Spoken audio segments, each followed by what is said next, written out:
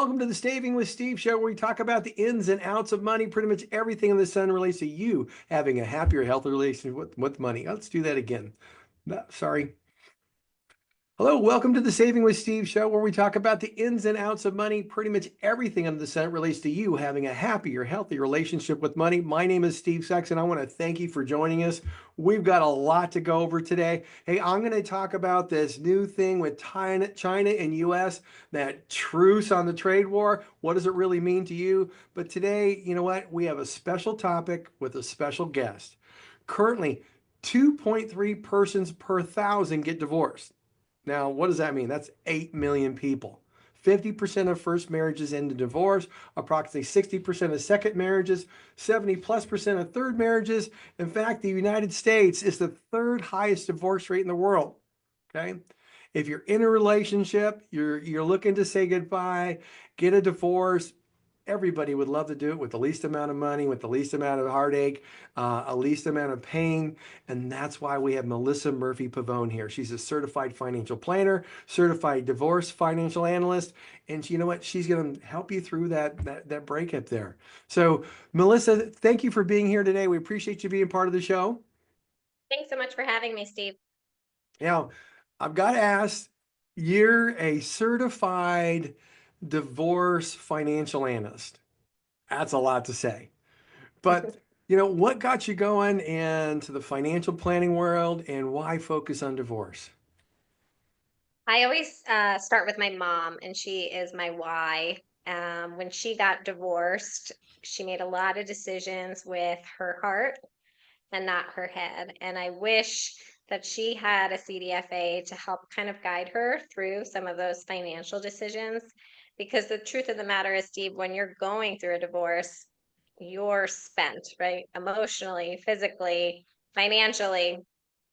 And so you're making decisions with heightened emotions, and you're not thinking about how these decisions are going to impact your future 5, 10, 20 years down the line. And so I want to be that financial ally for people to kind of look at your divorce from a different lens and look at it for the long term and provide some education and really empowerment so you know what you're signing and why you're signing it. That's really very, very important because, with what I do and the people I know, everybody that's gone through divorce, it's almost like talking to a deer in the headlights. There's just Yeah. so much pressure. The money's getting hemorrhaged because of attorneys and things like that. And instead of a lot of times fighting over money, it's a lot of fighting over emotions and things that occurred and stuff like that. So it makes it very, very, very hard. One of the things I do want to note about Melissa, she is a sought after speaker, educator on topics related to divorce, financial planning, women's financial empowerment. She's also, as you can tell, she's passionate about individuals, especially women's taking control of their financial future. So you can, we're going to all be doing this through that perspective. And I think it's a great way to take a look at this about taking control.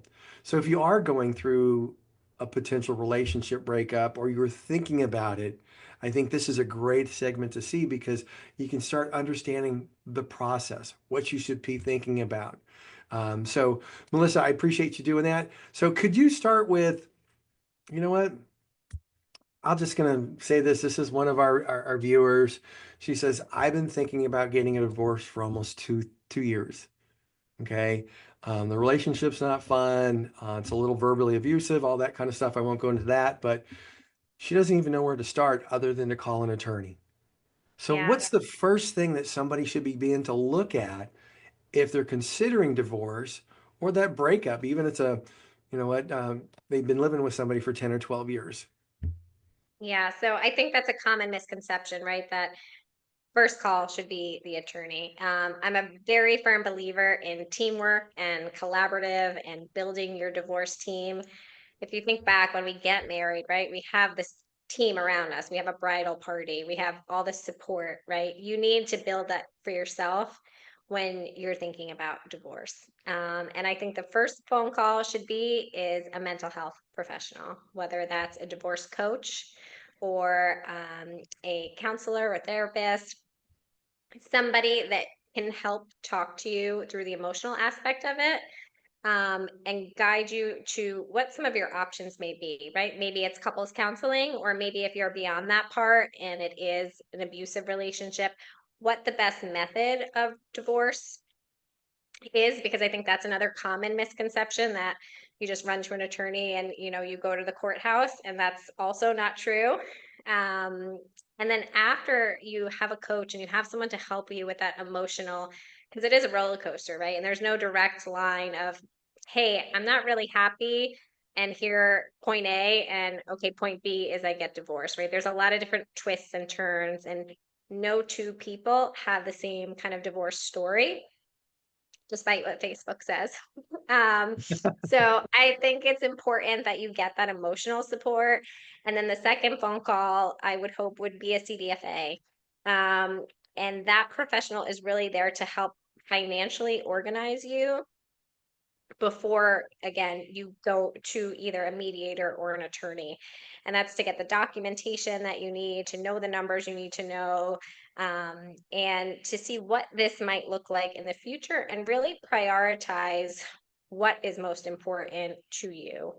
And then from there, the divorce coach and the CDFA, can work to find you the best fit, right? Whether that is a mediator, if it's amicable, if it's collaborative divorce, or if in fact you do have to find a litigator.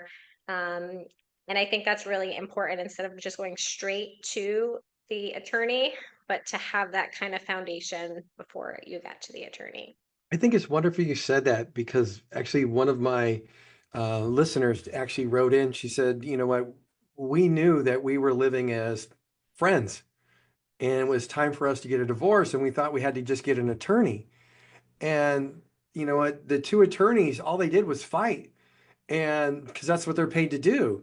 But the Yeah. reality is they would have been fine just splitting everything and moving on. But it took them almost a year. It cost them a tremendous amount of money. And now they, that friend, they're now disliking each other and they realize it was the attorneys that did it to them. And Yeah. it took them years to become friends again. But you know what? I think that's important that you say that. I think that's wonderful and understand you don't always need an attorney. No, no, you don't. And, depending upon what the situation is, mediation is a great avenue. It's cost effective, if it's amicable. And, the case that you were deciding sounds like it would be great for a mediation case, right? A neutral third party kind of helping you to negotiate, the splitting of assets. Not a lot of people know about collaborative divorce. It's something I'm very passionate about. And collaborative divorce, I call it like mediation on steroids, or mediation plus. It's when you still want to be amicable and stay out of court, but you both require a little bit more support. And so you both hire a collaboratively trained attorney. So each spouse has their own collaboratively trained attorney, and there's one financial neutral. So instead of doing document discovery twice, like you do with an attorney, you share, the financial neutral, and they help kind of create the financial affidavit and the cash flow reports. And then there is a family specialist who is a mental health professional, and they kind of help facilitate the process, and usually are an expert, with the co-parenting plans and parenting agreement. And so it's really structured to, one, stay out of court, but be very customized to allow you to create the best divorce for your family. And that really works well if there's special needs children, or if there's addiction in the family, if there's any medical situations. Collaborative divorce is really great for those cases. Okay, so let's just, I'm coming to you, you refer me to a mental health specialist that's designed for divorce. And I just got a minute or so for this first segment and then want to go into the next piece. So what are the three things that they would be focusing on? Kind of go into a little bit more detail. Hey, you introduced them to somebody like that. What's the first thing that that person coming to that mental health professional should start working on getting prepared for? Should be For the thinking mental about. for the mental health side. Mm-hmm. Yeah, just kind of, have they exhausted all of their avenues as far as, couples therapy, in order, do they want to work on this marriage, or do they know it is in fact over? And that's different for a lot of people, right? Some people go skip the mental health professional and go straight to the attorney without trying to work it out. And sometimes that divorce coach or that mental health professional will say, it sounds like this, the underlying issue is X, right? Like, can we bring your spouse in and can we talk through this? Maybe it would be helpful to have a neutral third party here to kind of help explain what your frustrations are. And other times it's like, hey, I'm in an abusive relationship. I know I need out. I just don't know how to do it. And help me make that roadmap. And who are the people I need on my team? And I'm ready. I just need somebody to hold my hand through it. Yeah, you know what? I just want to add this comment, and then we're going to go to break. One of our listeners, I'm going to say, Jessica, this is great that you said that because she felt her husband didn't love her anymore because he was spending so much time at work. And then when they decided to do couples counseling because somebody recommended that, he didn't realize what was going on, and it Yeah, just became a whole 180.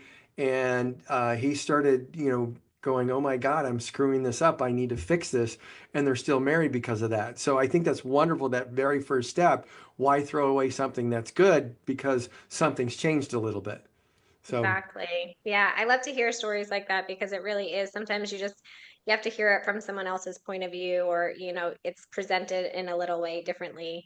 Um, And I'm sure, that gentleman, didn't even know that his wife was suffering. And now, they're able to work on their marriage and saved everybody heartache. yeah, her one of her statements is didn't have a clue. Hey folks, stick with us. We'll be right back with more Melissa Murphy Pavone. Okay, that was perfect. That was wonderful. Okay. Here we go. Um, Cameron, we're going to be moving into segment two, episode 237, Melissa Murphy Pavone. So here we go. Hey, folks, welcome back to the Saving with Steve show where we talk about the ins and outs of money. Hey, folks, all the replays are available at savingwithsteve.us. If you're enjoying the stories of helpful insight on Saving with Steve, I encourage you to subscribe to our YouTube channel. Please check out a few of our affiliates at UK Health Radio, BBS Radio, Talk Radio New York City, E360 TV, AM/FM 247, Las Vegas TV networks. All these networks are dedicated to empowering you to solve problems, uplift your spirit, and live a life of personal and financial freedom. Hey, you can always check us out at Saving with Steve Sexton at Facebook, on the Insiders Club there. You can get guest gifts, replays. You can see all the foul-ups from everybody, including me, which is always fun. And you know what? We're talking about, hey, breaking up. We've got Melissa Murphy Pavone. She's really highly respected as a financial expert specializing in collaborative divorce. She's a certified divorce financial analyst, and we're just really lucky to have her. And you know what? She's talking really about the first step, which is getting some mental help to find out if you really have an end to your relationship and really what you want to do. So, Melissa, one of my questions here is this. You're talking about mediation, collaboration, a collaborative divorce, which I've never even heard of. And I bet you a lot of people haven't. Many people didn't even know you can go to mediation. So, you know what? Let's talk about the mediation process itself. But before that, if somebody's looking at going into divorce and you're going to go through the mediation, what should they be doing when they're looking at their finances? Because that's your period of expertise. So let's talk about that first. Yeah, I always try to stress, and it's not so easy these days, right? We live in a very paperless society. Back in the day, you could say, all right, just go check the mail, get your mortgage statement, get, the retirement accounts. But now every day, everything is electronic. I am constantly forgetting my passwords, let alone being able to like break into my husband's accounts with the two-factor authentication. So it is a little harder these days to gather the documents. However, I always say that you need to know what your assets are, which is what you own, what your liabilities are, which is what you owe, what your income is, which is what you earn, and what your expenses are, which is what you spend. And then also, I'm a big believer in running your credit report to see what open lines of credit are there. Sometimes people forget that, random Home Depot credit card when you had to replace the dishwasher was open in joint name. And you just want to kind of know a snapshot of what is available. Don't do anything, don't close anything, don't open anything. But you just want to kind of know what is available for a snapshot in time, just as a reference point. Okay, so when they talk to you, they're getting all that prepared. Yeah. And what kind of discussions are you having with, like, so for example, you're talking with them, here's your finances, you're understanding what they needs. Are you looking into, hey, what are your expense needs? What is your retirement? Are you talking about those things when somebody's getting prepared for divorce? Yeah, and it depends. Every client is different. Some people come to me and they have a financial advisor, such as yourself, right? And they're saying, hey, I have a financial advisor. Can we loop him in on the conversation? And that's absolutely right. Like, let's see what we're projections we have, what we're saving for. And other times people come and they're the non-CFO family, right? Non-CFO spouse. And so they're like, I don't even know what an IRA is. I think we have one. I'm not sure. I don't know if it's a traditional or if it's a Roth, or I don't know who the accountant is. And so that takes a little bit more hand holding, right? And some of that's kind of turning a blind eye. Some of it's financial abuse and it's been kind of calculated like that. Everyone's situation is different and there's no judgment. I kind of give you the list of what we need and I hold your hand through it. Some people are like, hey, I'll upload that tomorrow, no problem. And other people are like, paralyzed, I don't know where to start. And Hmm. so we'll start really small, right? And we'll get the tax return, we'll work backwards. We'll start gathering the data, we'll start getting online usernames and passwords and trying to figure out the puzzle pieces. And through the process, I really try to educate them on what they own and empower them because these decisions that they're making, there's a pool of assets between the couple that they're going to have to split. And it's not always 50-50. Obviously, it depends what state, if it's a community property state or a separate property. But we need to find out what your priorities are. So often I have this conversation where one party really wants to keep the house.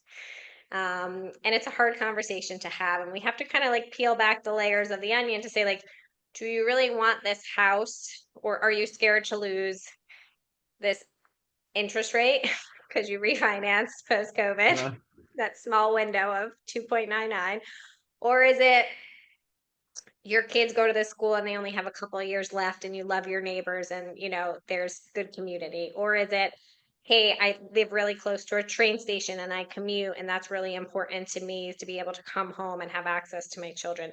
So we kind of work together because it's not just numbers. There's a lot of emotion that goes with money, obviously, and that goes through making these decisions.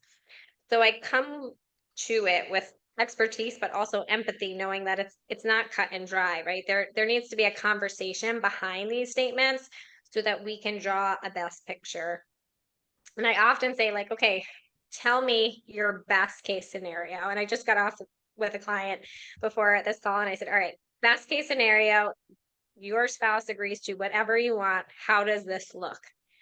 And then I say, okay, what is the worst case scenario? And know that it's going to be somewhere in between the two, right?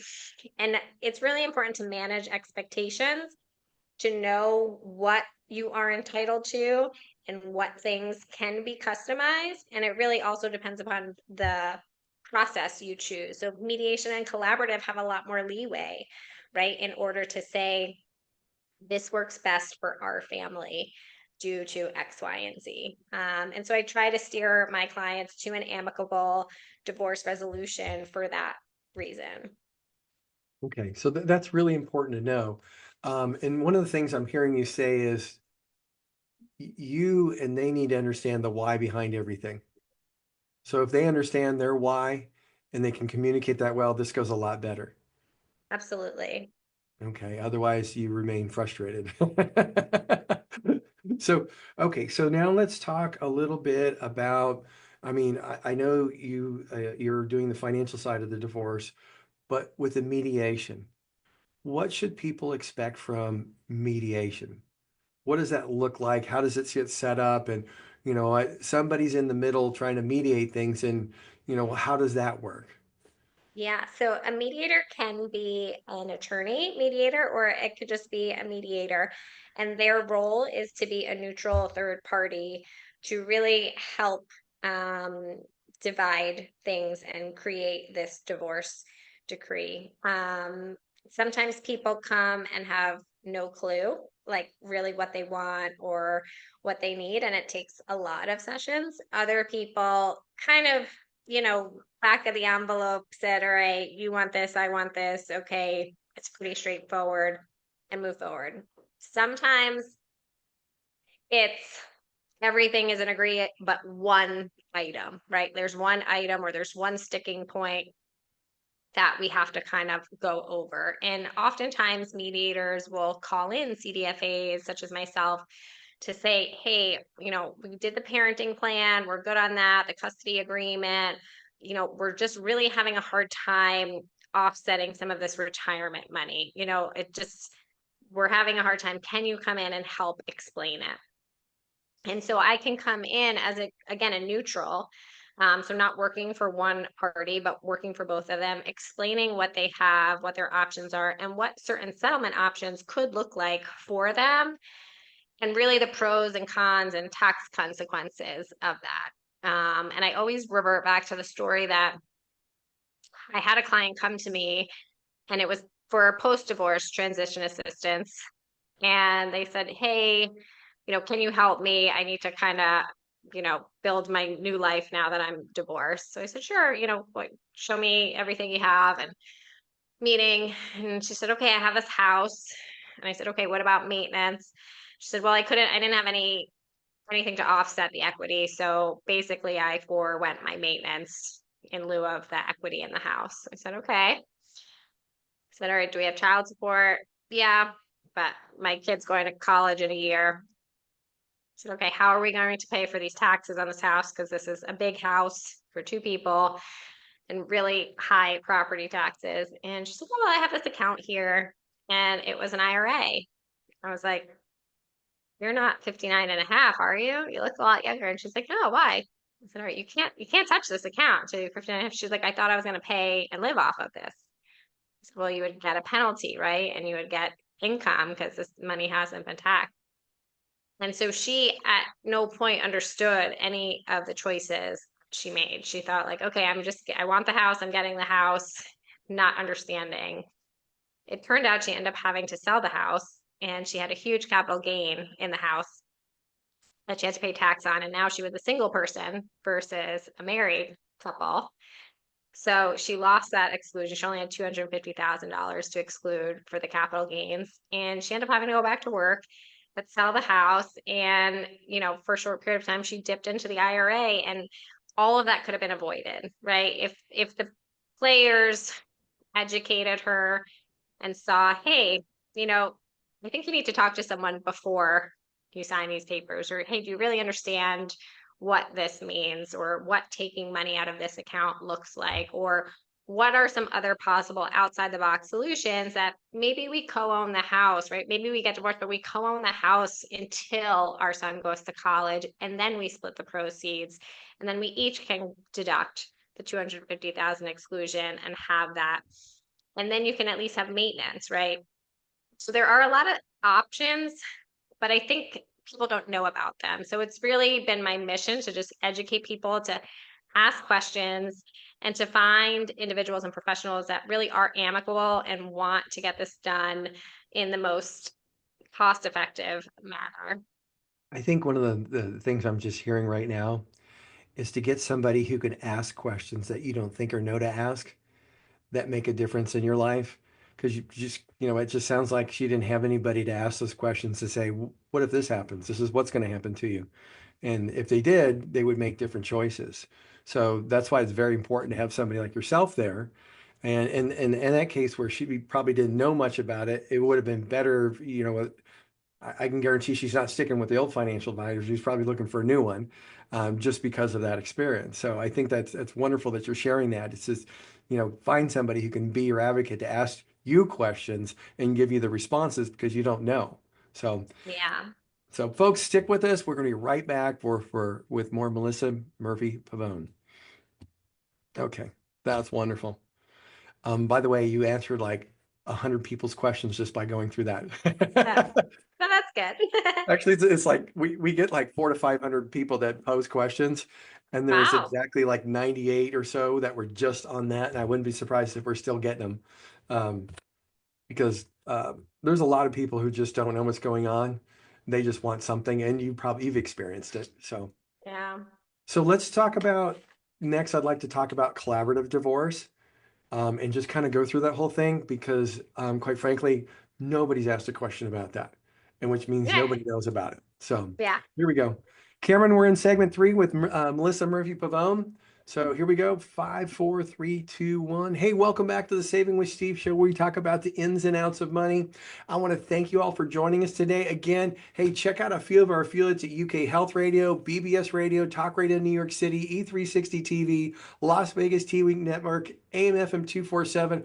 All these networks are dedicated to empowering you to solve problems, lift your spirit, and live a life of personal financial freedom. Now, with that said, I want to get right to this next portion. Again, we have Melissa Pavone, Melissa Murphy Pavone. I'm sorry.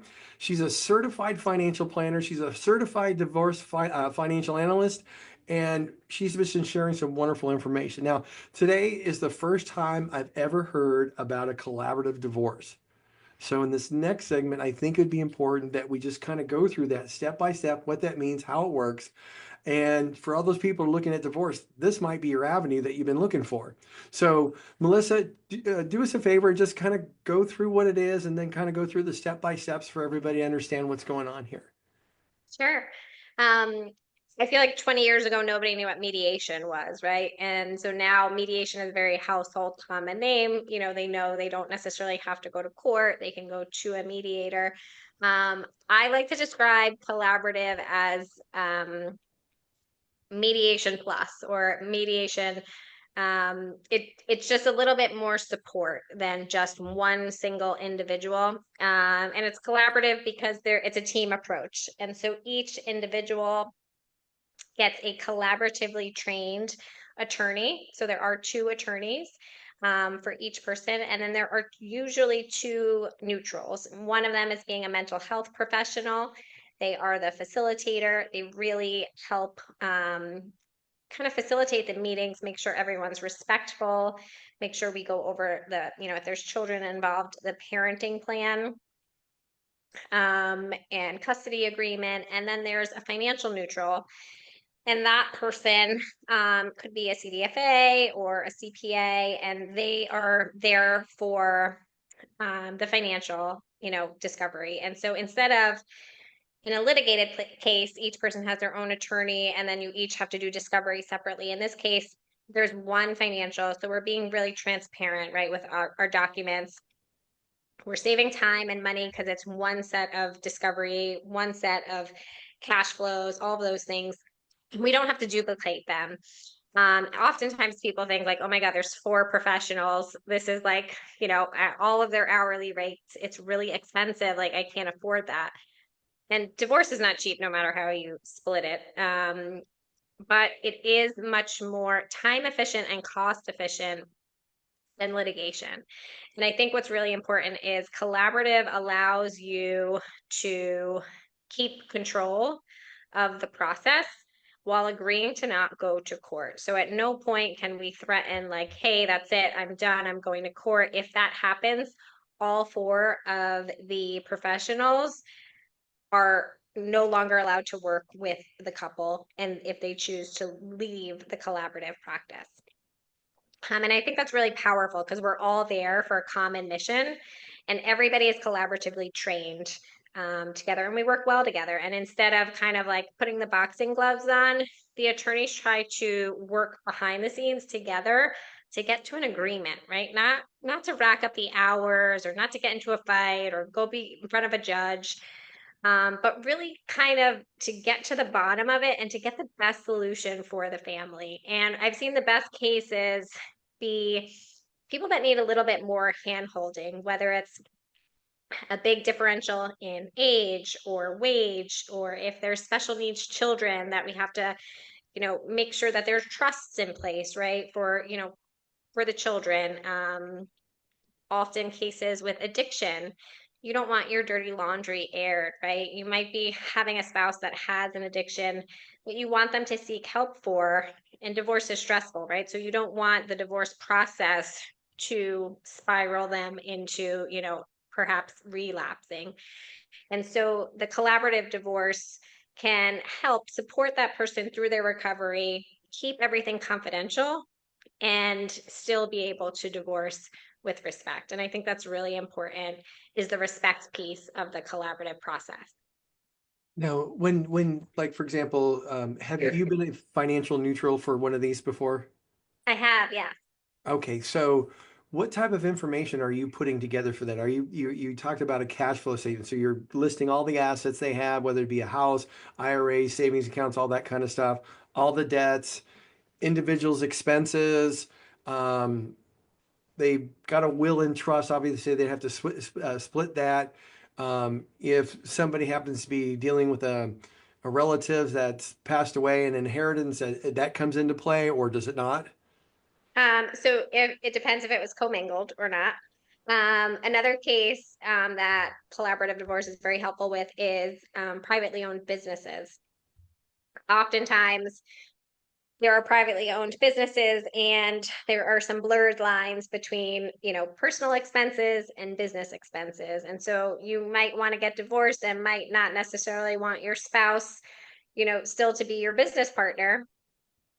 And so we need a valuation on that business, right? And so, but at the same time, we need to make sure that the cash flow is going to be able to support each other, because oftentimes not everybody claims exactly what they make when it comes to businesses, especially cash businesses or small family owned businesses.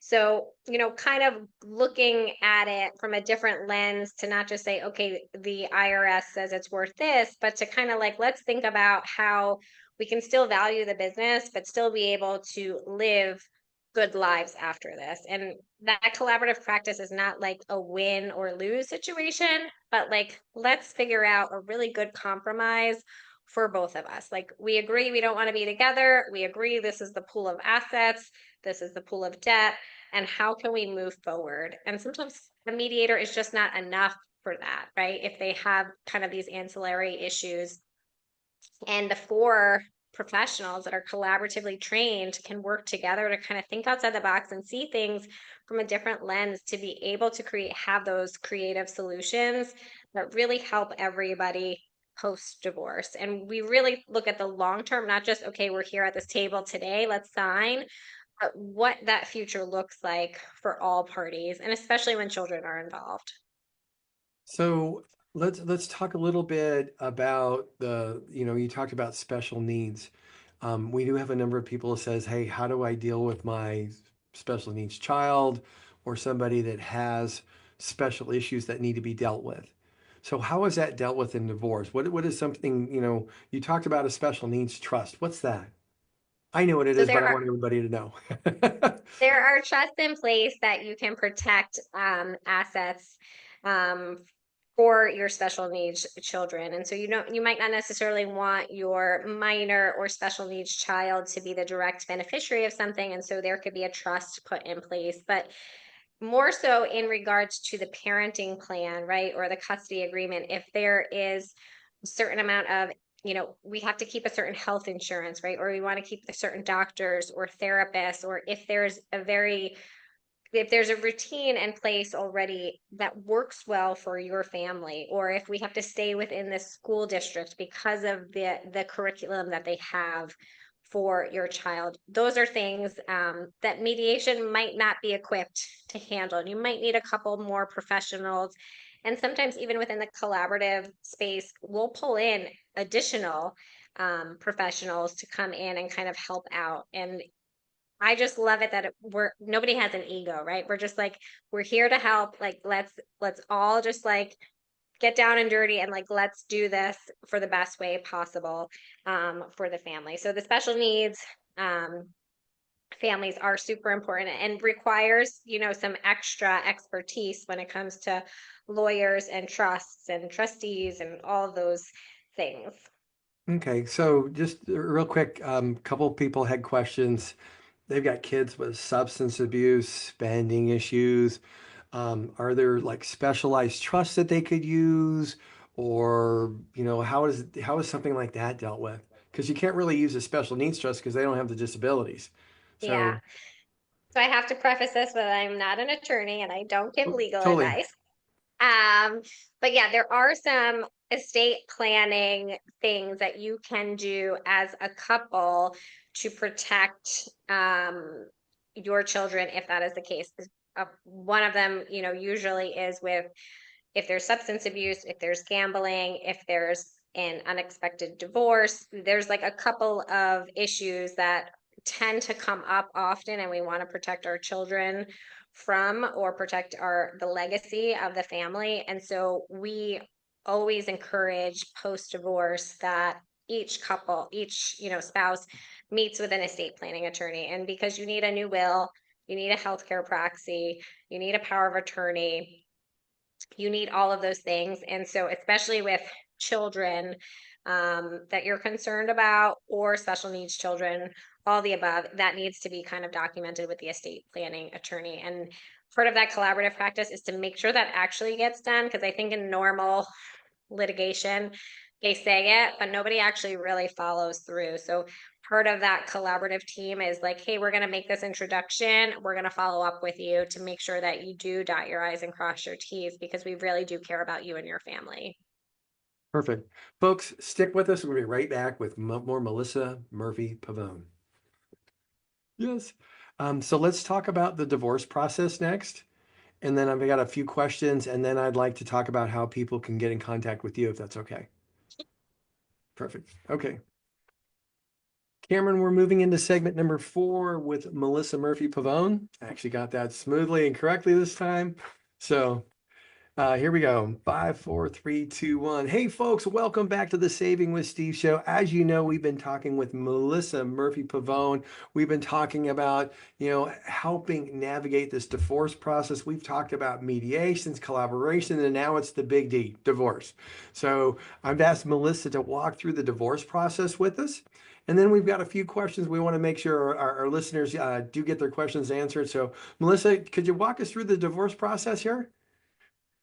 It really is not so straightforward, Steve, because it really depends what path that you take. And I think the most important, if you are only chiming in now and listening, the most important advice I would give is to know that there are options. And so the experience that you have with just a mediator versus a collaborative versus going the litigation route will all look very differently, but you have choices. And in all of those choices, you can bring in to your team other professionals to help support you. And I think that's really important. And I know we talked about this a little earlier, but the divorce coach is so important, that mental health portion, to have that support is really, really important. You don't necessarily want to call your attorney at $750 an hour and start complaining to them about something your ex said via text message, right? That's not any efficient use of time or money. They're not equipped to give you the support that you need. And they bill in 6-minute increments. So I encourage everybody to either have a divorce coach, a mental health professional, marriage and family therapist, so that they have that emotional support. And before you go to, any of those avenues, whether it be mediation or collaborative or unfortunately litigation, some people have to go to get your ducks in a row and to meet with a CDFA to really organize your documents, because it will save you so much time and money by going in prepared. And again, the premise that the more people you have, the more money it costs is actually not accurate, right? Because everybody's rate is lower than the attorney's rate.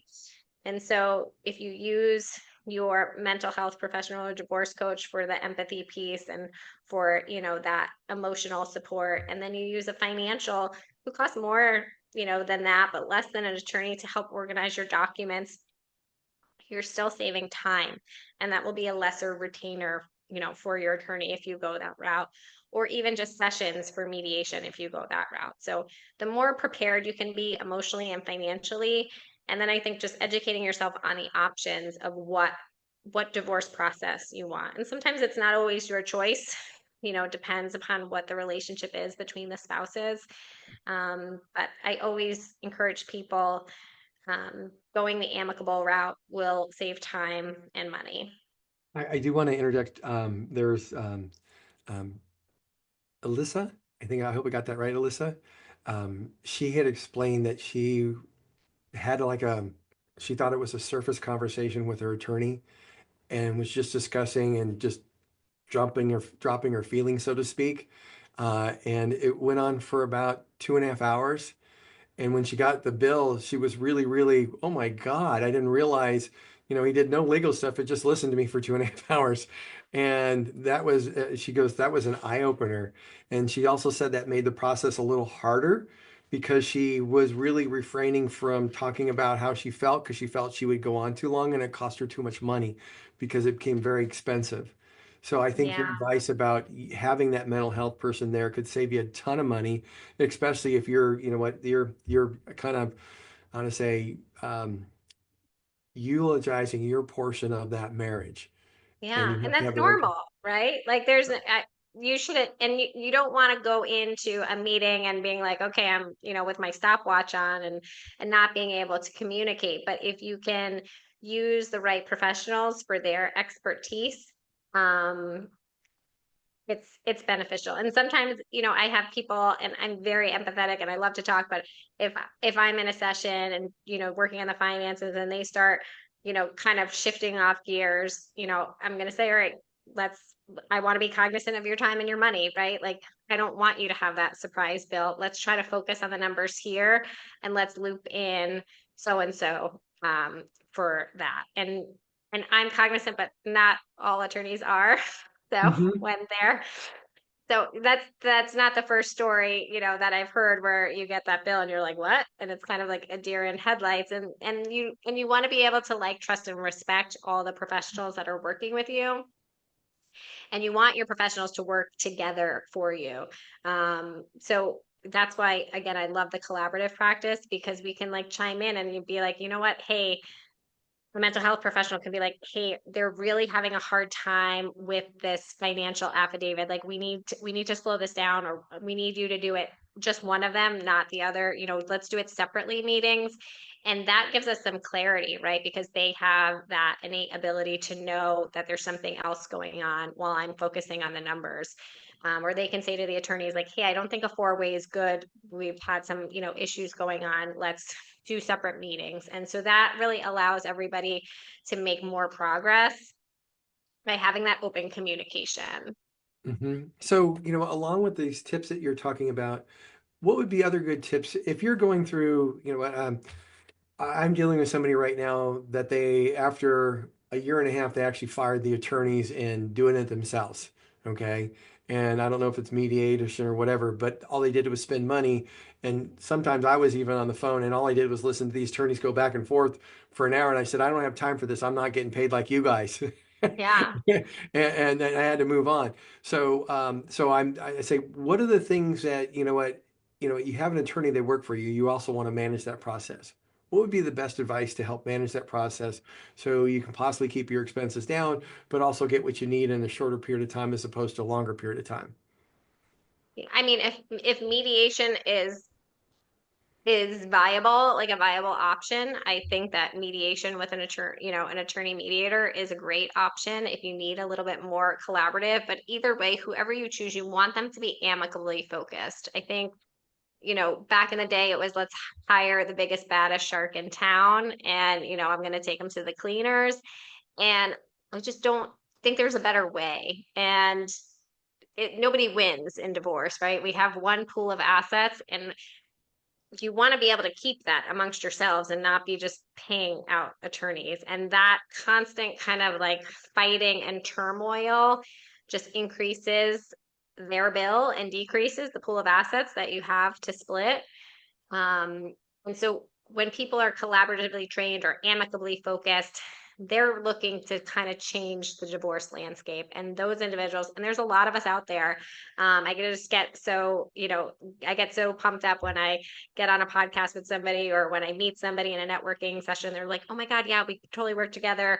Let's get this couple done. Like, hey, I'll do a consult for you. I need to bring you in on this because it doesn't have to be terrible, right? Like part of this like uncoupling, obviously there's reasons for it, but it doesn't have to be nasty, ugly, and it doesn't have to cost you a fortune. It's now going to be harder, right? I always say nobody benefits from this financially because at the end of the day, you're going to need two beds and bedspreads and two bottles of ketchup at two different houses, and all those little things add up, right? So we want to save as much money and time as possible, so they can start their next chapters, and start saving for their own retirement now, because a lot of their financial planning has now shifted from two people planning for retirement with pooled assets and social security and retirement accounts to now just one person, right? So we oftentimes will follow through and say, hey, let's talk to your financial advisor. Like we need to like start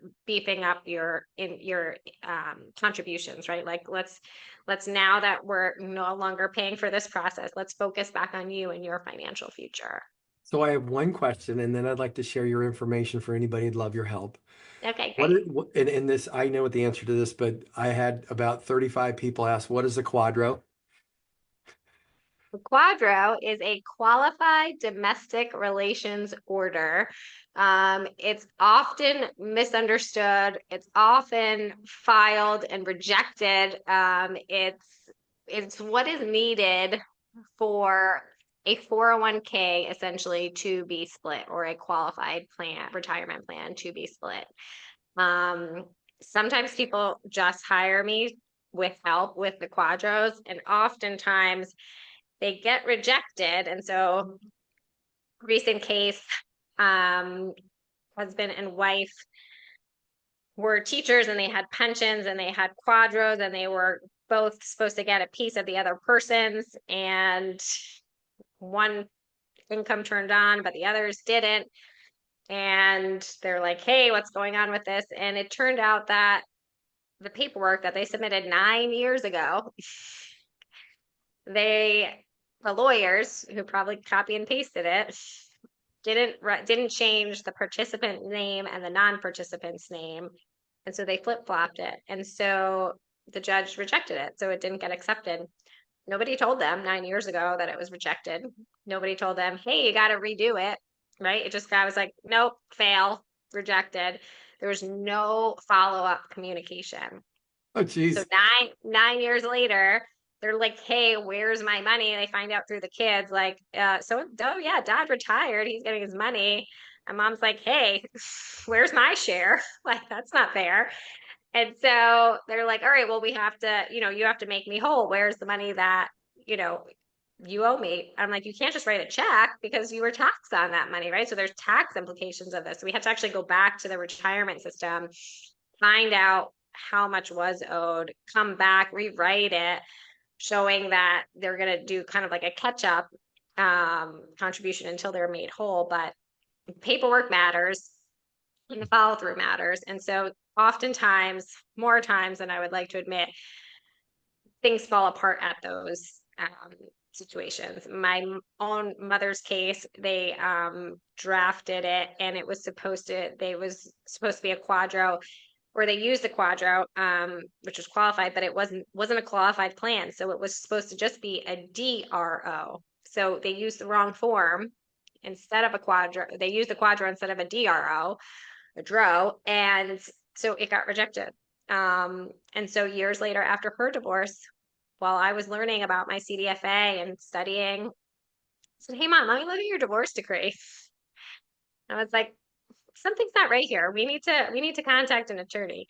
And we had to go and fix it. And so it's those little things that make a big difference, and that you don't necessarily know things have gone awry, and how the right professionals can really save you money and time in the long run.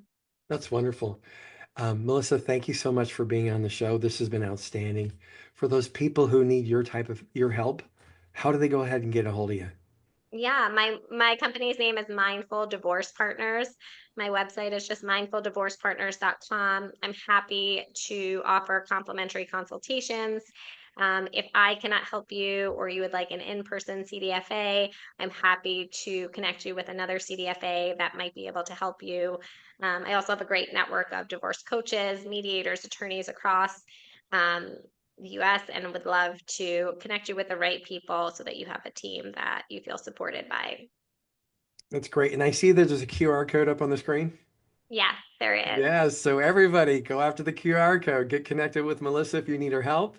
Melissa, again, I want to thank you so much for being here. This has been wonderful. And you know what? We had so many questions just on this one topic, and quite frankly, you've answered almost all of them. Some of them we don't want to share because they're not there. So, folks, stick with us. We're gonna be right back. I have one final segment. Folks, welcome back to the Saving with Steve show, where we talk about the ins and outs of money. Pretty much everything in the sun relates to you having a happy, healthy relationship with money. I want to, if you'd like to get to the replays, you can. You go to savingwithsteve.us. If you want to listen to this segment again and again, if you're going through that or considering things, Melissa thoroughly went through the multiple options of mediation, collaboration, and divorce, what you think about, what you do, what things are. Okay. And if you're enjoying the stories of helpful information and insight on Saving with Steve, I encourage you to subscribe to our YouTube channel so you never miss a show. Check out a few of our affiliates at UK Health Radio, BBS Radio, Talk Radio New York City, E360 TV, Las Vegas TV Network. All these networks are dedicated to empowering you to solve problems, uplift your spirit, and live a life of personal financial freedom. And you know what? You can follow us at Saving with Steve Sexton on Facebook. There's an Insiders Club. You can get the guest gifts, replays, the whole shot. So, you know what? In this last segment, you've also seen that we've been dealing with the tariff stuff. And just recently, we heard a couple weeks back where, hey, China and the US are having a truce on this trade war. Okay. And you know what? Let's just talk about that a little bit. Okay. Talk about this craziness. And I would look at this and it's almost like getting whiplash. It just keeps going on and on. And the question I have to ask you is, how many do you feel? How many of you do you feel? And you can go to the viewers at savingwithsteve.us and just respond. What happened settled everything, and the world is back to the good. And we're on a path to absolute economic recovery. How many of you feel that way? Okay, just think about it for a second. Do you really feel what happened made a big difference? Do you really feel like, for example, the UK, we had a trade deal with a country we hardly buy anything from. And did it make any difference? I mean, quite frankly, hey, if you're going to buy a Rolls Royce, it's going to cost 10% more. Oh, okay, great. When you hear the word truce, does it mean the war's over? Or is it just a pause? Does it mean the chaos is over? Or to me, does it mean, again, just a pause?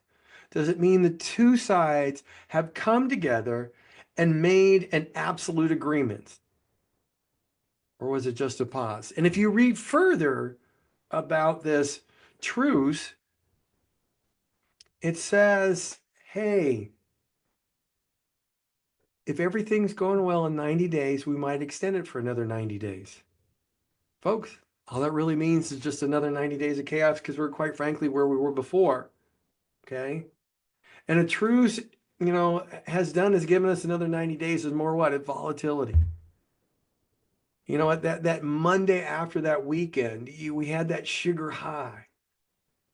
And then you're going to see the realism come right back into the market. You're going to see all that stuff start to settle down. Just like when we have it bumps in the roads, knee-jerk reactions, and people fly out of the market without even thinking.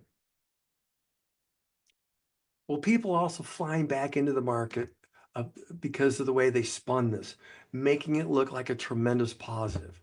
But at the end of the day, we're kind of really back to where we were, where we started.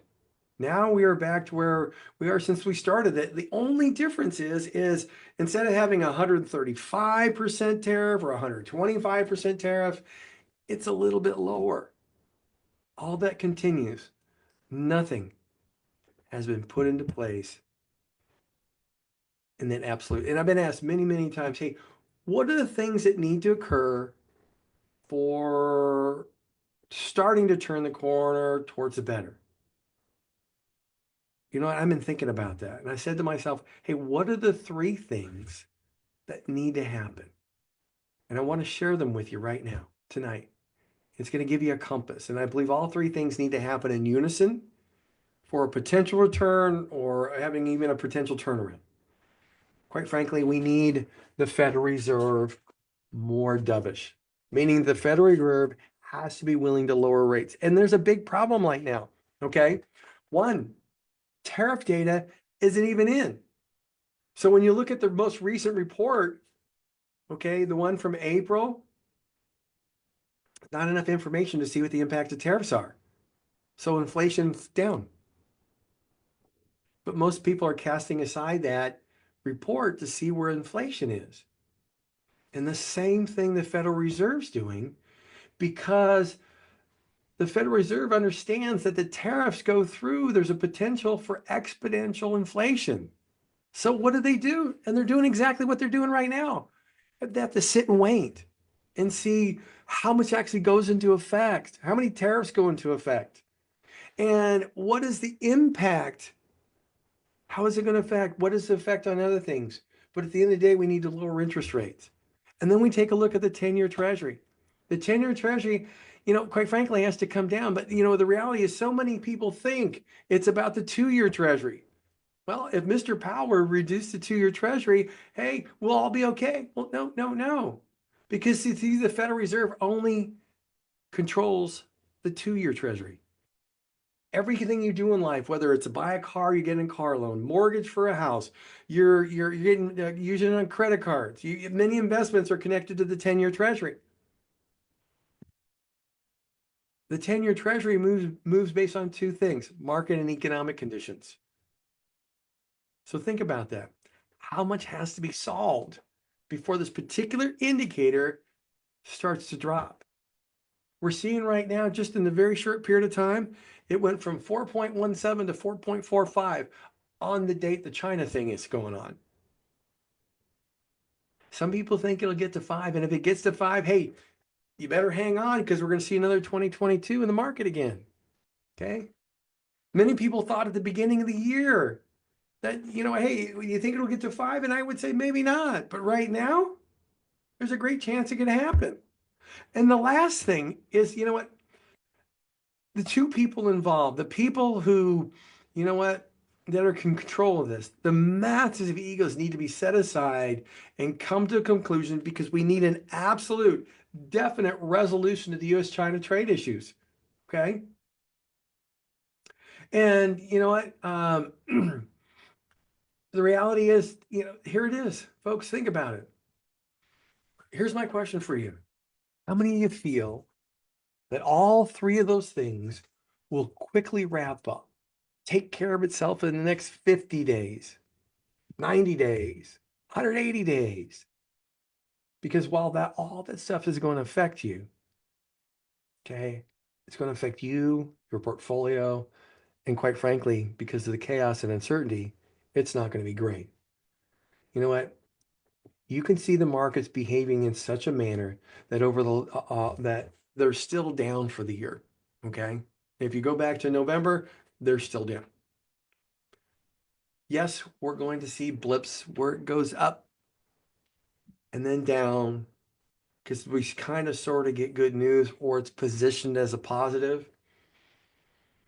Like I said at the beginning, how many you might be sore from that whiplash, that economic whiplash that is coming. But you know what? You can look at this and say, hey, I don't want to live my life like this. Okay. I've already endured a lot because I've worked 25, 30, 40 years.